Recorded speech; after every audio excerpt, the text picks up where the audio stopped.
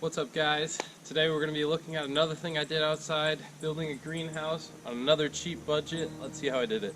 So real quickly, I'm going to go into the frame of the greenhouse. So right here is the entrance. This is the doorway. I have these clamps here to hold it. I never really made an actual doorway. I keep it open a lot for ventilation. It gets a lot of sunlight and it heats up quite a bit.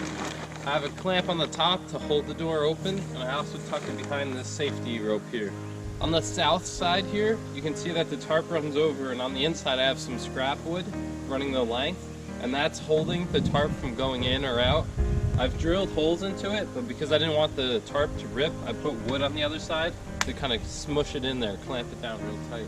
I have these safety ropes too in case the wind gets a little too much. So now we're on the north side of the greenhouse. Here we have the safety ropes connecting to hold it down. And if you can see here better, this is the scrap wood running on this side, and on the top I've clamped it down, and down here I've clamped it down. I pre-drilled, and then drilled this extra piece on for support. So now that we got a basis of what the frame is like, let's head on in. Welcome to the inside of the greenhouse. I have over 10 different plants here. I'm reaching about 20 now. Variety-wise, we're going from green beans, sweet peppers, hot peppers, wildflowers, tomatoes, eggplants, spinach, daisies, different kind of green beans. You know, it's really just testing what soil we have here is very sandy. We're testing, does fire ash really help the plants grow? So from here you can see the setup that we have. If you notice this netting to the right of me, this is the soccer frame that used to be in my backyard. So what we did was we took the frame and we just threw a tarp over it, and I figured that would be enough and we would just have, you know, half an A-frame down here. But we decided to extend it out with a second tarp secured on that side. That way I have the full A-frame.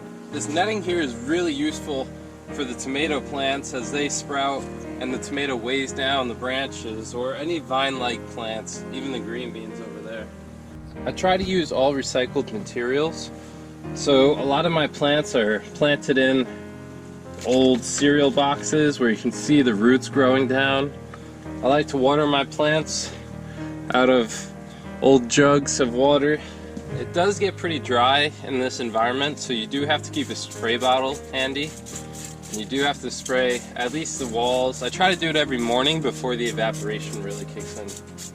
The main tools I keep in the greenhouse is a bucket of water, 5-gallon bucket, that way I don't have to walk too far. And I got one of these old cans I drilled holes into so I can go over each plant and water them quickly and efficiently. Over here we have wood ash, which I got from my fire pit immediately after we burned a fire. You don't want to let the rain hit that because it's gonna, you know, suck a lot of the nutrients out of it. I sprinkled this on top of the dirt in some of my plants, and then I water it in, and it really does strengthen their cell wall. I can see it in my tomato plant, which really took strong with the fire ash. So next to me here is another tool I have at the greenhouse. I keep this one outside in the shade, usually covered. This is my vermicompost bin. I got this bin for $5 at Walmart, and it's made from recycled tires. I purchased 30 worms, red worms, to eat all the organic and carbon-rich waste. In turn, they make a rich soil for my plants.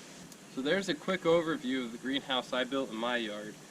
I've been pretty lucky with the plant growth that I've had and success. I hope you guys liked it. Thanks for watching.